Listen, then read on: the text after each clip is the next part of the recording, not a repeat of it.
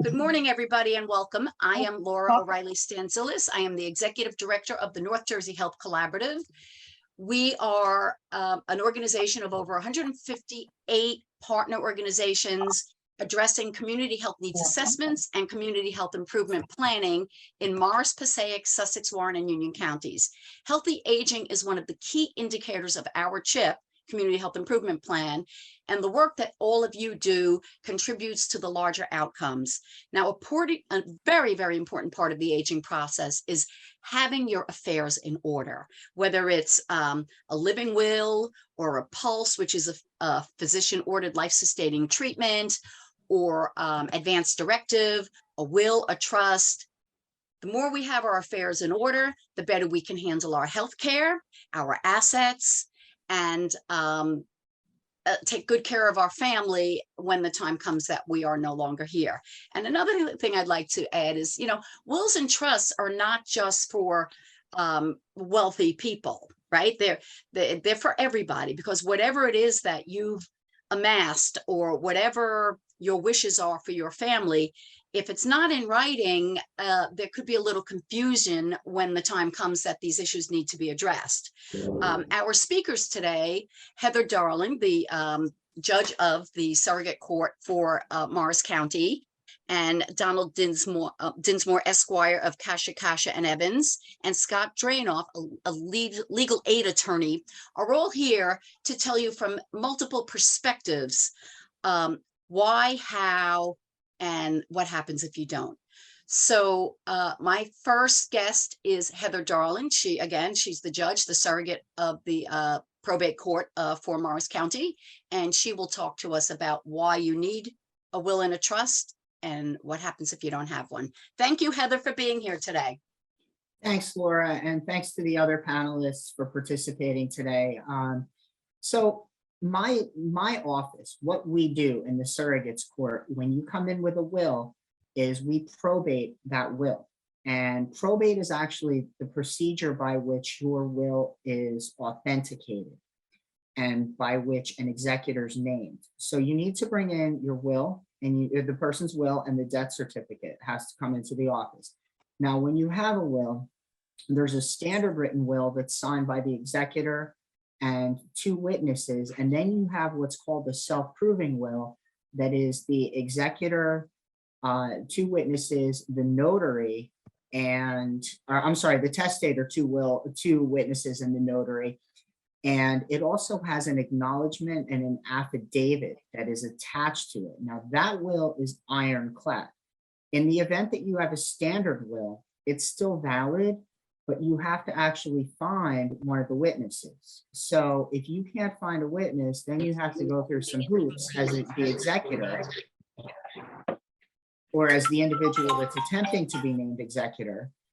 And it makes the process a little more difficult, because oftentimes witnesses are people who work in an attorney's office. The attorney may be out of business because you have outlived them. And those witnesses, there's no way you can find them. I mean, when I was practicing, if you would come in my office, we would have typically, if you didn't bring a witness, our front desk assistant and a paralegal come in to sign that.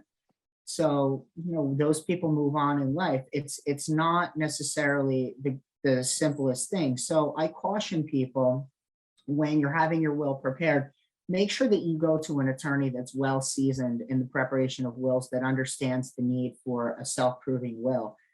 And I'm going to stop really quick and touch on something that our moderator discussed, which is the questions. We're going to do questions at the end. So in my case, I'm going to go through the presentation, and then Laura will let you guys know when you can do questions. But one caveat is I cannot answer individual questions for you. As the surrogate, I can't do that. I can answer generalities, but specifics as to your mom's will and things like that, we can't do. So problems that arise when you have a will are conflicting clauses. So for example, you appoint an executor in paragraph 3, and then you appoint an executor again in paragraph 6, and it's a different executor. Now, why would you do that? You probably wouldn't, but somebody drafting your will may overlook it. So it's very important when you get your will drafted that you actually look to make sure that it is exactly what you want. You should read through it because anybody transcribing it can make an error. The scrivener's error is the most common problem that we encounter in our office that we have to try to deal with. And in some cases, if that error is bad enough, this may have to be established by an administration as opposed to probate. Another issue is failing to name an executor. That happens. Or in some cases, you don't name an alternate or a successor executor, in which case, again, we have to go to an administration at that point.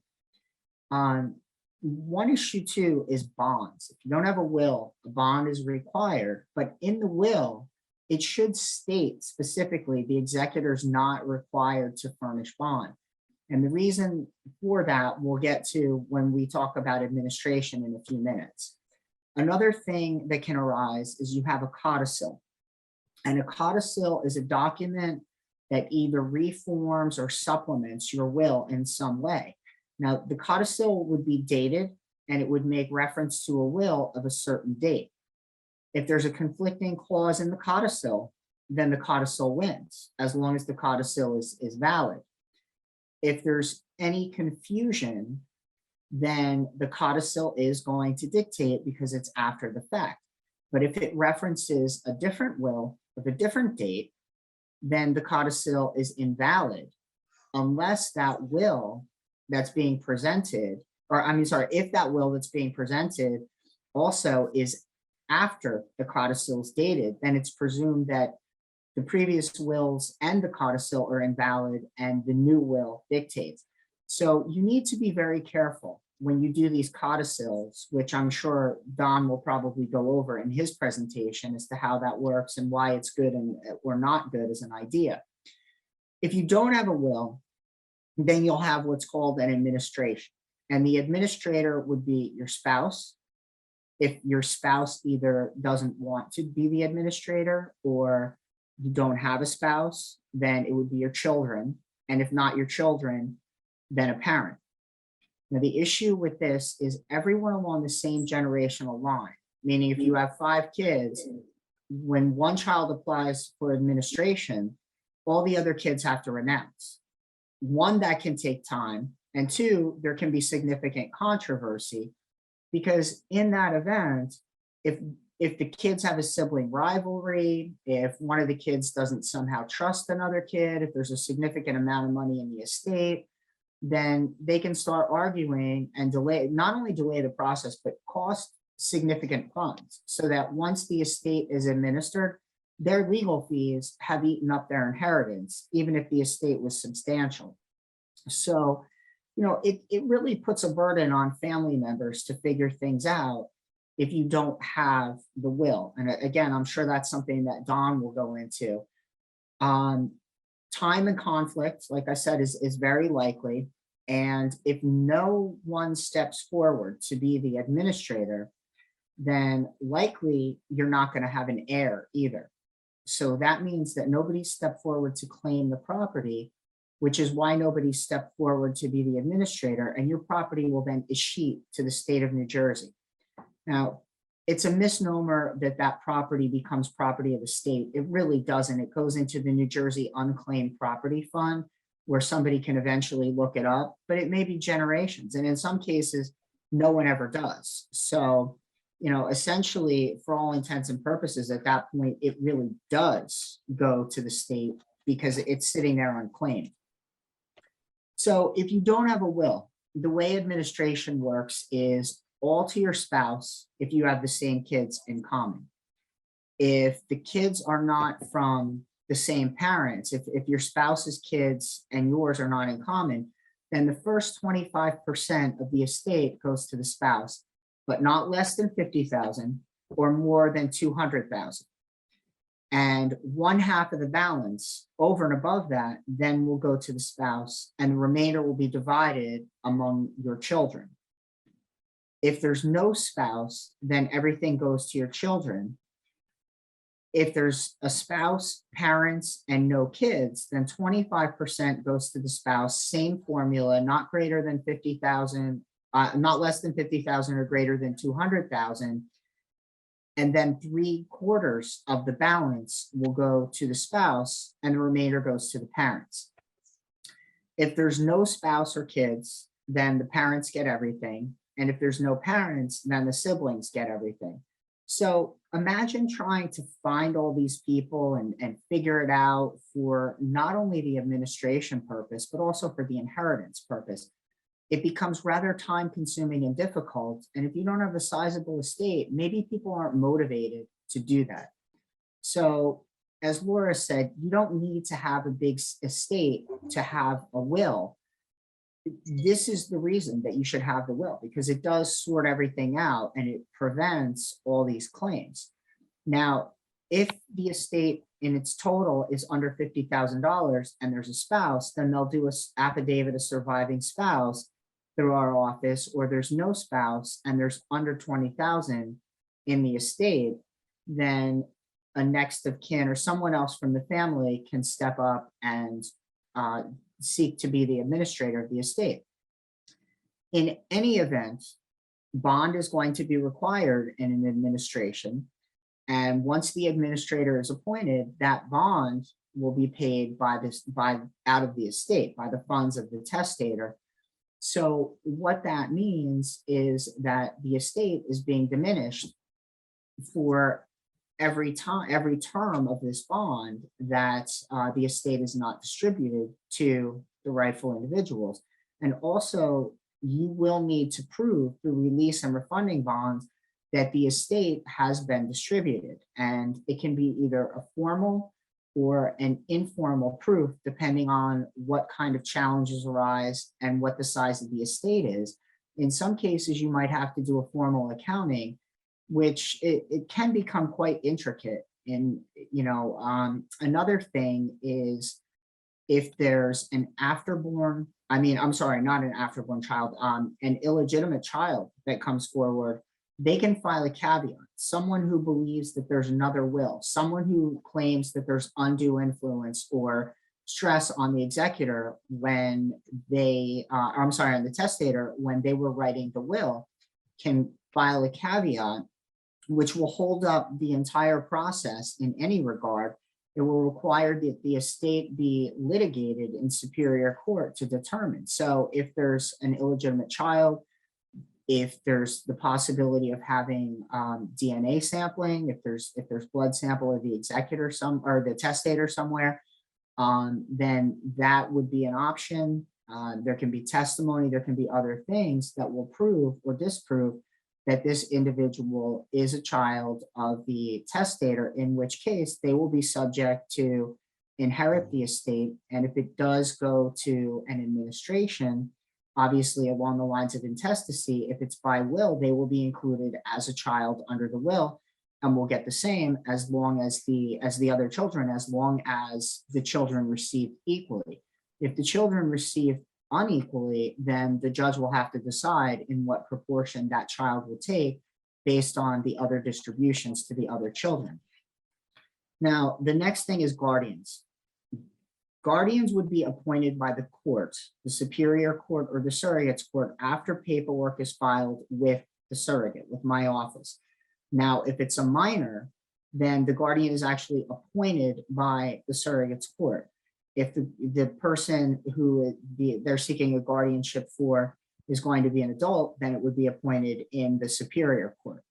Now, if it's an adult, then you would have to show medical necessity, which is that they're unable to manage their own affairs, and that would be established by 2 psychological doctors or 2 medical doctors, and it has to be established within those reports have to be within 30 days of the filing in our office. Guardians don't often realize that they have very significant responsibilities. They seek to be the guardian because they want to do the right thing. They want to help this person, but once they're in, it's hard to get somebody to want to take over because it's difficult. You have to manage not only your affairs on the day-to-day where we're all so busy, but you actually have to step into the shoes of another person and manage their affairs. Now, if you're a parent and you're seeking the guardianship of a child with special needs, that's something that you've probably been doing your whole life. But if you're a cousin stepping forward to manage the affairs of a cousin, you have to make sure they're getting to their medical appointments, make sure that they're filing their tax returns, make sure that they're getting their benefits. And I'm sure one of the other attorneys that's presenting today will go over that. But it is a significant responsibility. And it's also designed, understand, to empower the individual to the fullest extent possible. But in some cases, when you have an incapacitated individual, they cannot assist themselves in their daily affairs, and you're really doing everything. So you essentially step into the shoes almost of a parental role for that person, regardless of their age. Court hearing is required, and an attorney will be appointed for the alleged incapacitated individual. So that person will check through the medical records, will meet with the alleged incapacitated, will interview them, will find out if this is something that's really necessary. And there's also a guardianship monitoring program, which is designed to prevent abuse of power. So guardians have to file reports with our office, and it goes to the state of New Jersey, to the courts on a routine basis to make sure that everything is done appropriately. And if there's no relative available, then the court will appoint the Office of the Public Guardian to step in and manage the affairs of a senior that has no relatives, or no relatives that want to step up and do this. If it's a child that has special needs that became an adult and the parents are predeceased, there's no sibling that wants to do it, or even if the parents are incapacitated, the state will appoint someone. Our office will actually do it through the Office of the Public Guardian to make sure that that person's cared for. So I know I have 10 minutes. I think Yeah, we're coming up on time, and then we've got 2 questions, and then we'll move on, and we'll have questions at the end too. Okay, so that's really it for my presentation. I know the attorneys both have a considerable amount to present. I don't want to step on toes there. Thank you. I have 2 questions though. What's the difference between a trustee and an administrator? So just to clarify for everybody, and from what I perceived, there's an executor and then there's an alternate executor. And if the executor relinquishes, and then the second executor relinquishes, they don't want the role, then you have to have an administration, right? An administrator. What is the difference between an administrator and a trustee? Okay, so executor and administrator are people who operate under the will to distribute the estate to beneficiaries. A trust is separate and apart from the will. A trust is a document that holds assets to be distributed to an individual, typically at a later date. So for example, let's say you had a spouse, but you had children from a prior marriage, and you wanted to protect those children. You may have put a substantial amount of your estate in trust for those children only, so that your spouse in no way, shape, or form would receive those assets, because maybe your spouse has kids of their own or doesn't have a good relationship with your kids, and your kids would never see that money even under the spouse's will. So is that it? So I know Don's going to talk about irrevocable trusts, but when something comes to the probate office, someone dies, there's no executor, there are some questions about the will, and the estate is not in a trust. Right. Through the probate office, you can put an estate in the trust under the names of the beneficiaries. In your will, you can create a trust under the will. It's called a testamentary trust. Okay. In which case the assets are not paid over to the beneficiaries. They're paid over to the trust that's administered by the trustee. Okay, got it. Who can be the executor. Okay. But an administrator, there would not be an administrator in the event that there's a trust, because the trust would be established under the will in the case that you're discussing. And the administrator would facilitate that process through the probate court. Well, if there's no will, then there's no testamentary trust. Okay. Got it. Because the testamentary trust is created in the testamenary From document, the which is contents of the will. Correct. Very good. Thank you. And if welcome. anybody, we have one more question. Okay, irrevocable trust. We're going to hold that for Don. Yep. Kevin, we're going to hold that question for Don. At this point, I'd like to turn it over to Donald Dinsmore, Esquire of Kasha Kasha and Evans. Thank you, Donald. Thanks, Heather, for your great presentation as well. Thank you, Laura. My name is Don Dinsmore, law firm of Kasha Kasha and Evans. I'm going to be talking about wills, revocable trusts, powers of attorney, and living wills. So with a will, we think about, have you planned it out? Have you revisited it lately? For a revocable trust, sometimes it's necessary. In certain instances, it's not. Powers of attorney. If something were to happen to you, how do you control your own finances? And a living will, if something were to happen to you where you were incapacitated, you were in a coma, you were an incurable disease, have an incurable disease and cannot communicate, who makes your medical decisions for you? So those are a couple things we're going to get into. Every 10 years, if you have a will already, most attorneys will advise you every 10 years. Life changes. It's worthwhile to take a look at it. Oh, this beneficiary is not around anymore. This person to be my executor is not around anymore. My relationship has changed with so-and-so. So it's worth it to look at it. I can tell you when I wrote my own will, it was because I was working at a law firm and where we write wills all the time. And one of my coworkers died at age 45 without a will, with a young kid. And it was a really challenging situation for her family. So when that happened, I pulled my wife aside and I said, we're drafting these up. We're going to draft up all our documents and just make sure that if anything happens, we're in relatively good situation. So what is a will? It's a short document that lays out how your property and some of your family situation should be dealt with and when you pass. You will be responsible to name executors. Most people will draft what I like to call a honey, I love you will if they're married, whereas a reciprocal will, husband names wife, wife names husband.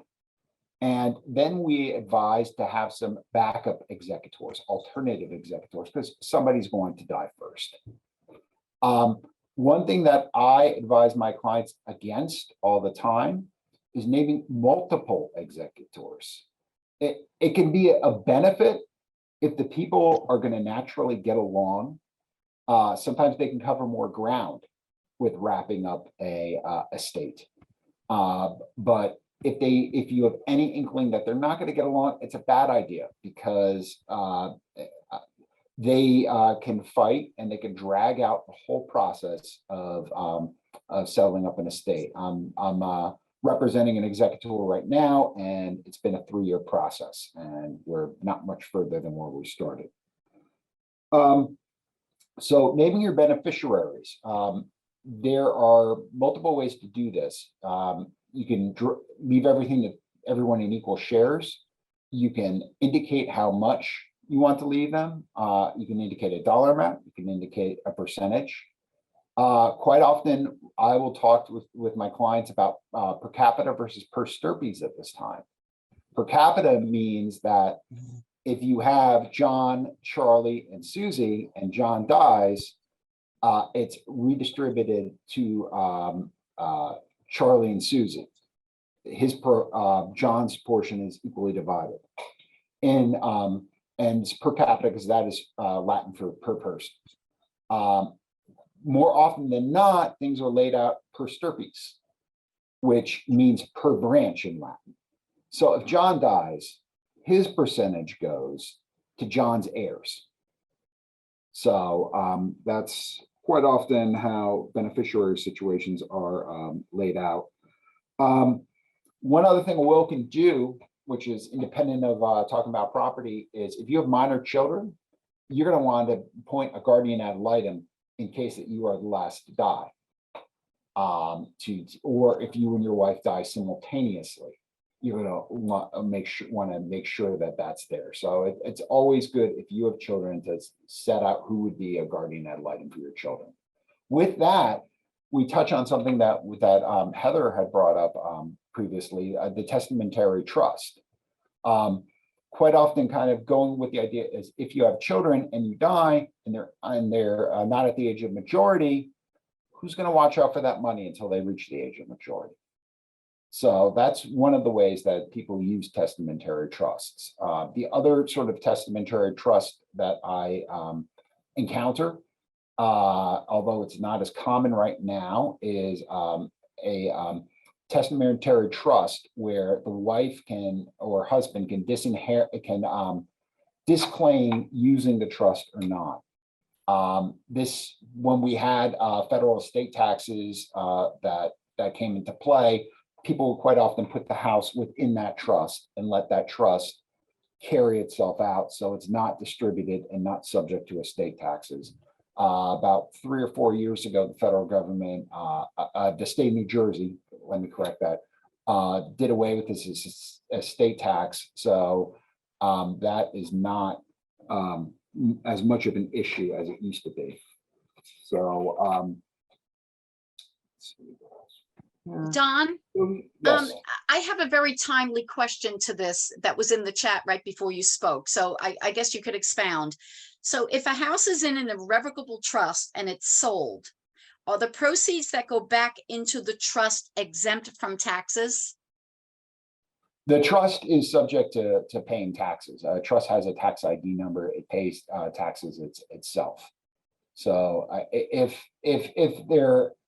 there is taxes due on the capital gains on the house, yeah, the trust is going to have to pay the taxes. Okay, so just to further clarify, let's say there are 5 people in the trust, the decedent's house gets sold, right? The proceeds of the sale of the house go into the trust. The trust itself gets taxed, or once the money is dispersed, the individuals who receive the money get taxed? It would be the trust itself, because the trust is the owner of the house. So the money goes into the trust, and then the executor or the trustee will disperse the inheritance financially. Yes, when they deem it the time to actually do to end the trust, when the condition happens that terminates the trust, then everything gets paid out of the trust. Okay, thank you. I hope I didn't sidetrack you, but it was a relevant question. So generally, I mean, a will give you peace of mind. It will give your family peace of mind, and it serves dividing up your property the right way, and also taking care of your minor kids. An irrevocable trust. There's 2 types of trusts. You can do a revocable trust, which is quite often sectioning off assets just so they flow cleanly, more or less. So quite often that the beneficiary doesn't have to touch the assets. Then there's an irrevocable trust, which cannot be taken back by the grantor, the person who creates the trust. So what it does is you have a trustee there, and there are several benefits of creating an irrevocable trust. After 3 years, the assets are considered out of your name, which can be a benefit of when it comes to the idea of if you are in a situation where you might anticipate litigation, it's out of your name at that point. It's also a useful tool at times for if you believe there's going to be a long-term care emergency. That's where it gets tricky. And that's probably the major area that people think about it for, is because it basically would section off those assets from being considered for Medicare purposes, Medicaid purposes, and but it's irrevocable if you do it. And if you're not going to meet that health emergency anytime soon, it might not be the best tool. So it's a balancing contest. I mean, do you think you're really going to need it? Are you at an age where you really think you're going to need it? So it's not the right tool for everybody. And it's really a personal decision that you should talk to your family about and talk to your attorney. And everybody's situation with this is going to vary. Very rarely, I'd say, on a regular basis, do I wind up using irrevocable trusts. So a power of attorney. Thank God my mother thought about this for my father, who over the course of 8 years deteriorated. She avoided a situation where a guardianship was going to be necessary.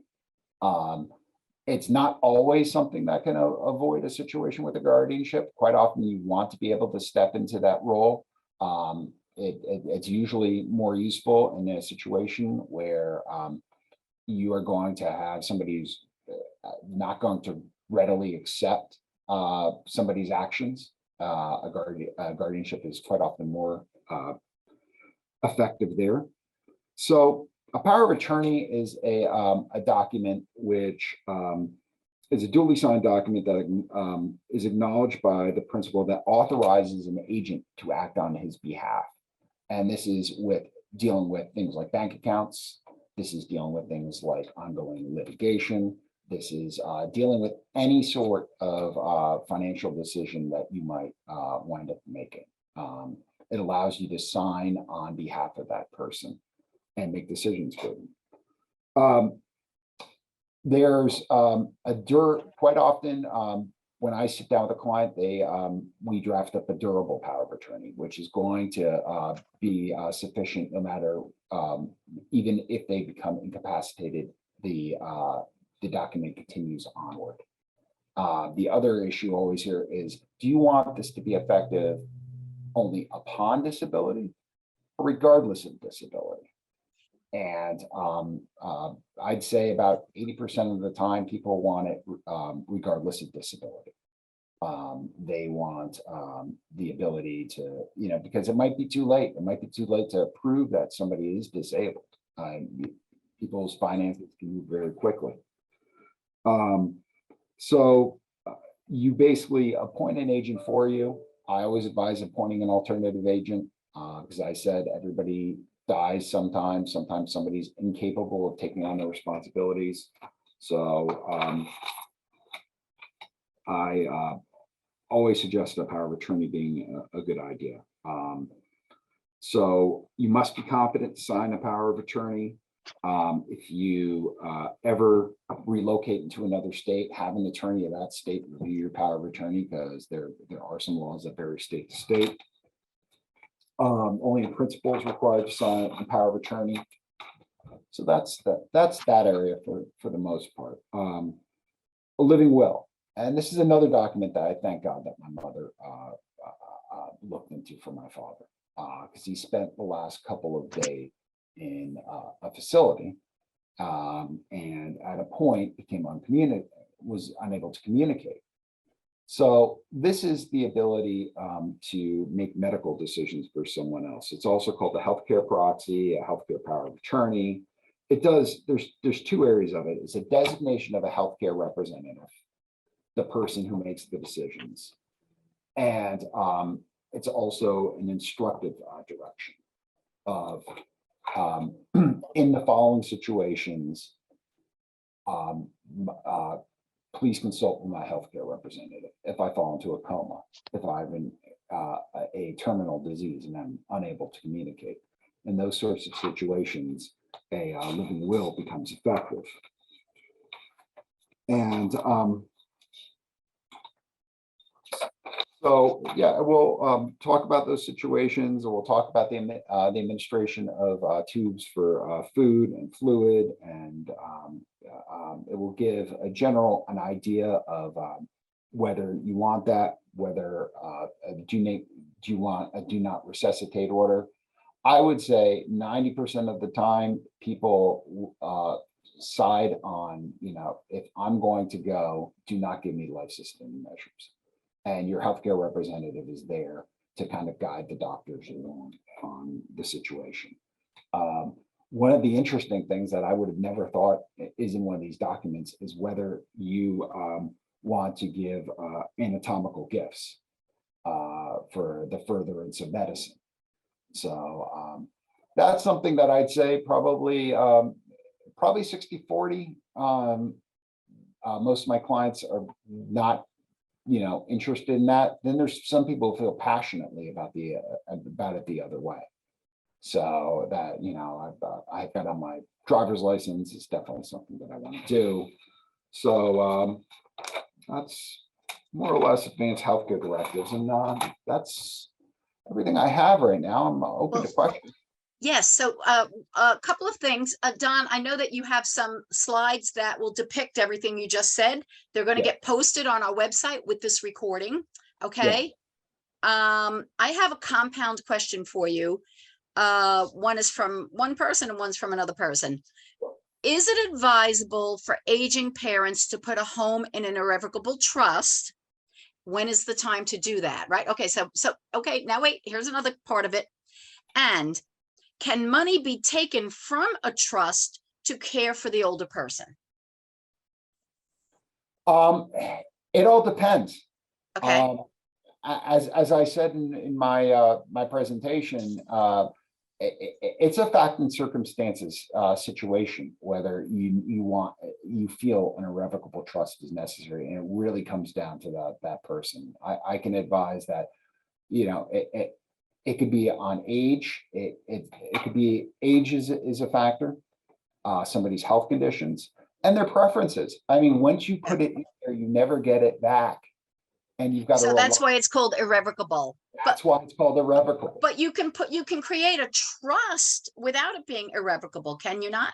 Correct, but you don't get many of those benefits that I said. You don't get the Medicaid benefit. So that's like, when do you know when the look back is, and when do I know when I'm really going to need that care? A person can go from, can have a stroke and then be incapacitated.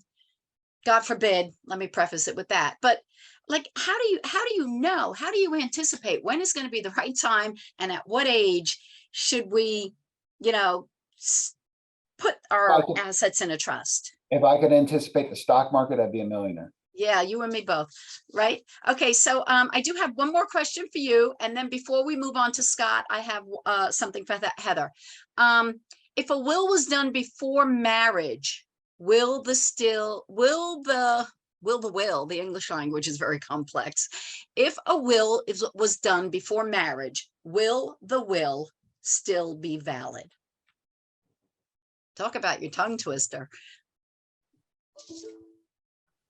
Right. So if before marriage, would a will still be valid? Are you talking about, Kimberly, are you talking about a divorce situation? No, the will was done before marriage. Assets were in the will. And now I'm married, so therefore it will still be valid, being that I'm married. So the will was done when you were single. You married the person whose will was done, and now you're the spouse. No, I had the will. So now I married my spouse, but I have two children, previous children, not with a spouse. Don, does she have to change the will, or is the same will still valid? I'd have to take a look at the will overall. I can tell you that there is a right of a spouse to a certain percentage of somebody's overall estate. I can't give you the quotation. I think it's called a remainderment off the top of my head. I've done a will for a estranged couple, and for an estranged wife. And I wrote in language that I disinherited the current husband to the greatest extent allowable by law. There's still a minor amount that he can recover, but there's a larger percentage that a spouse can recover. So as your circumstances change, and keep putting the questions in this in the chat. And if we run out of time, we'll get together an FAQ because we want to save time for Scott, who's up next. But Surrogate Darling would like to make a point on anatomical gifts. Okay, so two things. One, it's an elective share that a spouse gets. So then it turns into sort of the distribution that would take place under an administration in that event. So the spouse gets that elective share, which is the percentages that I went over earlier in the event of administration. And then the point that I wanted to make on the anatomical gifts is that under a power of attorney, somebody should put their burial choices. If they want to be cremated, if they want to be buried. And I'm going to say it's not valid, just so you know, under your living will, not your power of attorney, I'm sorry. It's not valid in the living will. However, your living will is now in the hospital with you, and the doctors who are going to turn your body over to whoever is going to be the person that's taking care of your remains are going to be aware of where that should go. Now, it's only legal in the will, but what happens is the will can't be probated until 10 days after your death. So now there's a good chance that you're buried or cremated before anybody opens that will and says, oh my goodness, we did the wrong thing. So you put it in the living will, and it gives somebody a tip off that they better be finding out where your remains are supposed to go before the wrong thing is done. And they'll ask, was there a living will, right? The healthcare providers, you have someone the passes healthcare, away as in a soon as you healthcare go setting. in. I mean, when, like I just had a hip replacement and they wanted to know if I had one. Right, So, of course. Right. Mhm. And in a senior living facility, it's kept in the jacket of the chart. Correct. Don, you have a point, and Yeah, then we've got to get I on have to a point. Scott. I agree on the living will. One thing that we do in our offices is we give instructions to the executor where things like burial instructions are mentioned yet again. So and also who's your attorney, who's your accountant, who's your insurance agent, and Everything. It should be there. Affairs in order. Yeah. Okay, thank you. So moving on to Scott. Scott, would you like, everybody has screen sharing capacity. I know, Donald, you had slides. You didn't bring them up, but we're going to share your slides. Scott, would you like to share your slides? I would be happy to. Okay, and everybody, we've got 14 minutes left. Each speaker was given 15 minutes to speak. If you could hang on another 5 minutes so Scott finishes his presentation, and if there are any last questions for Scott and everybody else. And also, if you have questions that we don't get to, put them in the chat. And when we do a follow-up on this meeting, announcing that the slides and the recording has been posted, we're going to put together an FAQ sheet if there are some lingering questions. Thank you.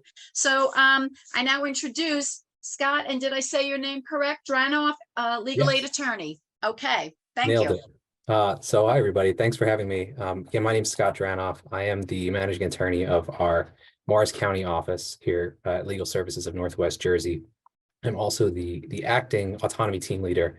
So this may be the last time you see me on screen before my successor takes over. But I have had the privilege of supervising our attorneys doing the advanced planning work for the last 4 years or so. So I'm going to cover some of that today. I did want to jump in on the question we got earlier about the will and echo Don's point. Getting married, absolutely a big change of life circumstances. So good idea to redo the will in a case like that. Quick overview of what I'm going to be covering today. First, broadly, who we can help, kind of what we do for folks who don't know. I'll go over our advanced planning documents and some of the ways that they differ from those that you would see in private practice, and a few other things we can do just to round this out. I want to say at the outset, for folks who are not familiar, we are a private nonprofit law firm. We provide free legal services to anybody who qualifies for our services, and primarily we're doing civil legal defense. And I'll go over some of the specifics again at the end of this presentation, but it is free for folks who qualify for our services. Quite a few individuals, particularly after the pandemic, but really, I mean, for as long as I've been working here, really do rely on the services that we provide.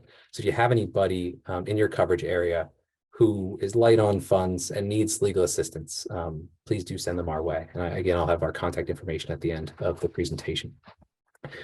So who can we help? For our new clients, anybody whose income is below 300% of the federal poverty level. Now this changes from time to time. We usually range between 200 and 300% of the federal poverty level, depending on circumstances in the economy, frankly.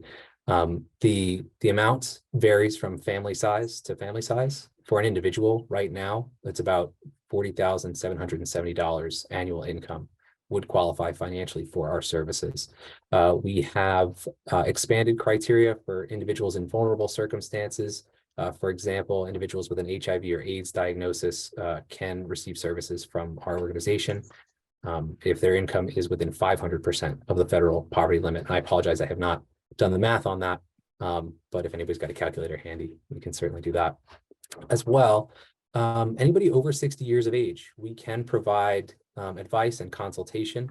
In appropriate circumstances, we can provide services. One major difference, and we'll cover this when I get into what we do versus what you'll see in private practice. A lot of times for folks over 60, we're not the appropriate place to go, depending on the size of your assets, the size of your estate. Our wills are very simple, very short. And so for folks who want to get into the more complex estate planning, they are better served going with private counsel. We handle a lot of emergencies, and so we're not able to take on some of the less emergent complex issues that come with some of that estate planning. Unfortunately, we are excluded from taking certain clients as we do receive funds from the federal government. We cannot accept folks who don't have a lawful residency status in the United States. So we can take citizens of the United States, we can take lawful permanent residents, and we can serve victims of domestic violence or human trafficking under the Kennedy Amendment to the Violence Against Women Act. But if an individual is undocumented in the United States, unfortunately, we're prohibited from providing services. And finally, if we have a conflict of interest, one of the areas where we represent is victims of domestic violence. So if we represent somebody in a domestic violence action, the defendant in that action, the alleged abuser, would not be able to receive services from us. So if we have conflicts of interest, we would be prohibited. Now, with that out of the way, diving into some of our documents. As I said, we do very short, simple documents. Laura pointed out, regardless of your income, your asset level, everybody benefits from having these documents in place. Surrogate Darling pointed out, and at a very minimum, if you have a will and it specifies that the executor is not required to pay a bond, you're saving your loved ones some money there. And particularly for our clients, folks are not, they don't have a lot of money, and our clients and their relatives don't necessarily have a lot of money to put down for something like an administrator's bond. So it's helpful for that reason as well. So ours is a short, simple document naming an executor to distribute your estate. We also encourage in the strongest possible terms that you have a substitute executor. And to Don's point, we do not draft wills with multiple executors. We have a one at a time rule for each of our documents because of the conflicts that can come up. Hopefully everybody gets along great, but it's not always the case, right? Particularly after the passing of a loved one.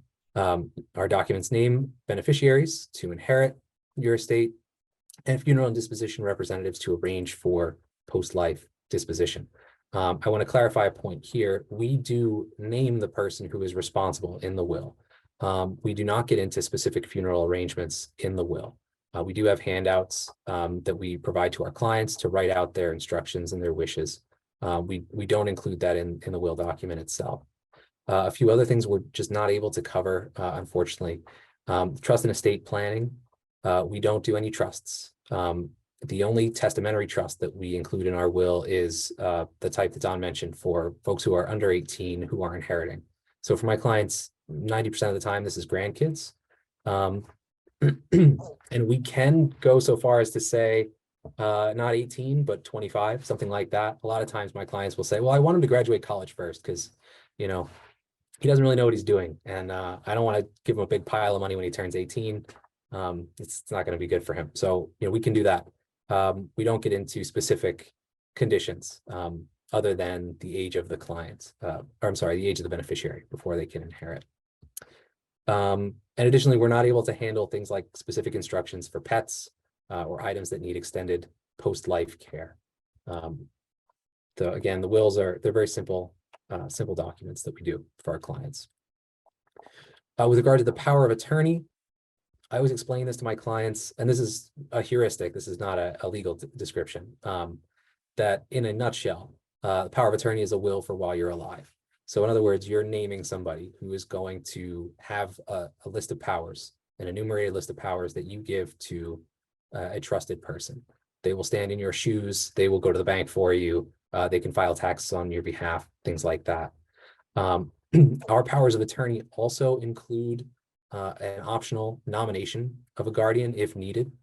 So we want to put this in the power of attorney document because the court will look to the wishes of the alleged incapacitated person in the event that a guardianship petition is filed. The court would like to appoint somebody who is acceptable to the alleged incapacitated person. But often when you reach the point where you require a guardianship because of a stroke or a traumatic brain injury or something like that, you lack the ability to communicate effectively or understand what's going on. And so we include in the power of attorney this nomination. I do occasionally get questions from clients. What's the difference between the guardianship and the power of attorney? And I think that's been covered pretty well here. But just to round out just a quick bit, there is no consent required for a guardianship. In fact, a big part of the guardianship is that the alleged incapacitated person doesn't have the ability to consent. They don't have the capacity to do that. Additionally, the guardianship has the force of a court order, where the guardian and the power of attorney may be doing a lot of the same things, fulfilling a lot of the same responsibilities. The power of attorney is subject to challenge and it has the force of a contract, because essentially what we're doing here is we're all agreeing to something and then we're signing in and having it witnessed. The guardianship, again, has the force of a court order, and it's backed up by the power of the state. Don mentioned this as well, but I will say one of the areas where we may differ from folks in private practice, we only produce durable powers of attorney. We do not produce what we refer to as a springing power of attorney, but that's the power of attorney that springs into effect if the principal becomes incapacitated. The reason for that, and again, Don mentioned this quite clearly, if you're at the bank, for example, on behalf of your principal, and it's a springing power of attorney, the bank has every right to demand proof that the principal is in fact incapacitated. And depending on the circumstances, you don't necessarily have the time, or in our case, our client's case, the ability, the financial wherewithal to bring that proof to bear. So to simplify things for our clients, we only do durable powers of attorney. A durable power of attorney goes into effect as soon as it is signed, and it remains in effect until it's either revoked or until the principal dies, passes away. And finally, excuse me, advanced directives for healthcare. And you've heard all the synonyms for this, but just to reiterate, advanced directive for healthcare, also called a healthcare proxy, also called a living will. This, I tell my clients, is like the power of attorney for end of life decisions. So healthcare POA, that's the other one that you hear quite a bit, and that's the reason why. So we don't need to go through all this because it is duplicative, but we have a designee for healthcare decisions. We recommend that you have at least one alternate, and again, only one at a time. An instruction directive dealing with specific circumstances such as terminal illness, permanent unconsciousness, and incurable, irreversible illnesses. And for here, we're thinking of things like multiple sclerosis, Parkinson's disease, ALS, things that are not necessarily going to result in imminent death, but that severely impact one's quality of life. Feeding and hydration tubes, cardiopulmonary resuscitation, anatomical gifts. Of course, I always tell my clients, as the original owner of all of your parts, you get to decide what you want to do with them. There is a use for anything that you care to donate, but it is up to you. And I find similarly, we're getting somewhere in the 60-40 range. The slight majority does not want to make the donations. But for anybody who doesn't want to donate because they think it's not going to benefit somebody else in the future, I would dissuade you from that position, because there are plenty of uses for any body parts that anybody wants to donate that would benefit others in the future. And my quick pitch for the advanced directive, and this is something that feel free to share with your consumers. There's a couple reasons why you need this.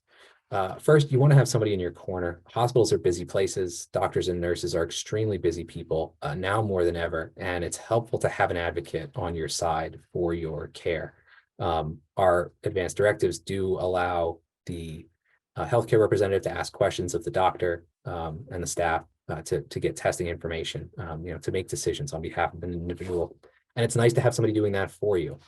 If you go into a restaurant and you don't like the food, it's very uncomfortable to go in the kitchen and berate the chef, right? But if you have somebody there on your behalf to help make sure that everything's going quite right, it's very helpful. The advanced directive allows you to pass on your own terms and not leave any of this up to guesswork. And finally, this is the most important, in my opinion. This is a gift that you give your loved ones. If you do not have an advanced directive for healthcare, it's going to be very unclear to your loved ones what you want. You do not want to leave them guessing at this question.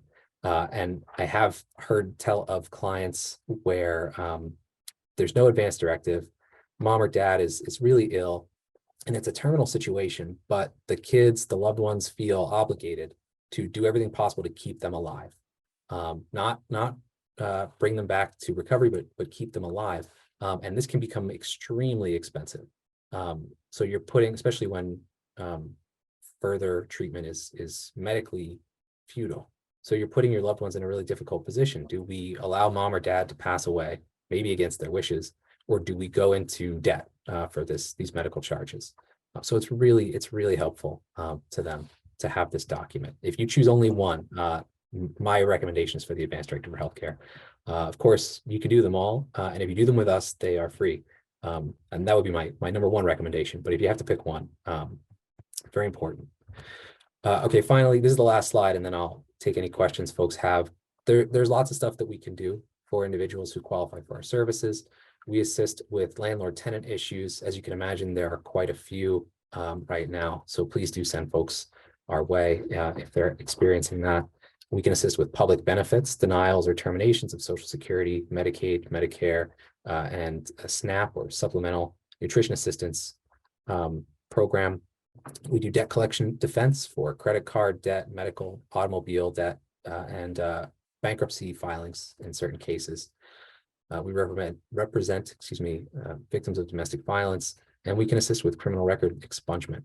If we cannot help directly, we do refer every client to somebody who can help directly, ideally at no cost or at low cost. So if you have any doubt as to whether somebody could benefit from our services, please do send them our way. With that, I want to thank everybody for your time and attention, and I will close out. Thank you. this Thank you. screen share. Yeah, if you stop the share, we can get everybody back on camera. And please hang on. We are at time, but we're going to hang on for 2 more minutes because we have 2 questions. Okay. First of all, thank you all. This was very informative. And for those of you on here who serve clients in the community, please understand that legal aid is available for these issues. And we all understand why they're so important. So Scott, you had mentioned that people at 300% under the threshold or at 47K a year, or people over 60. What is the criteria for people over 60? Do they have to meet an income requirement? It's a great question. They do not, which is why I highlight some of the private practice services available. So if an individual is over 60, they do not need to meet income criteria to speak with us, to get a consultation, and in certain cases to get services. We have had to curtail some of our advanced planning services because we can't handle the larger estates, some of those questions that come up. And a larger estate would even be a bank account and a home, right? Mm-hmm. Right. Right. Now we do have clients with homes, Oh. but it's it varies quite a bit. Okay. Some of our other counties, we have clients with substantial assets who want to make charitable donations to multiple organizations and things like that. And it's very admirable, and we encourage that.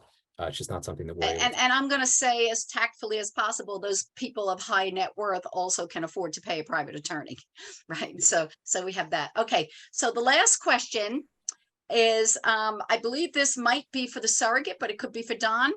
How is probate closed? How is probate closed? So probate is closed. You typically would have a final filing of an estate tax return. And you would have to prove to us that the taxes have been paid. And then there would be also refunding and release bonds, which the refunding and release bonds would be signed by the individuals who would receive the assets, indicating that this is what they received and that they're satisfied that that is the distribution that's accurate in their case. They are previously, if they wish, before signing that, entitled to a formal or informal accounting, depending on the nature of the estate. And if it's a litigated and highly contested matter, it doesn't go through my office. It will actually have to go to the Superior Court judge to make that determination as to whether that accounting is in fact valid. So, it depends on what the estate is. If it's an administration of a $200 estate that maybe has a motor vehicle in it and nothing else, it's a much easier case than a multi-million-dollar estate with 20 beneficiaries. And typically, Scott mentioned something about when there's charities involved. When there's charities involved, it typically goes to a formal accounting every time, because they want to make sure, the charity wants to make sure that they got what they were gifted through the person's estate. So that always makes it more complex, and most often takes it to court. Thank you. Thank you. This was so informative. I have 100 more questions, but we don't have time. Donald Dinsmore, any last words? Yeah, as I said before, take a look at your documents every 10 years. Speak with an attorney. If you feel that you qualify for legal services, utilize that. Otherwise, you can reach me up here at 973-263-1114, extension number 207. Thank you. Thank you, everybody. Again, Surrogate Heather Darling, Scott Dranoff, Donald Dinsmore. It was a privilege and an honor to have you here today. Thank you to all of our guests of the North Jersey Health Collaborative. Keep coming back. You make us strong. Everybody have a great day, and we will notify you when the slides and the recording are posted on our website. Thank you. Have a Thanks, great day, Laura. everybody. Thank you, Laura. Thank you all. Thank you. Thank you.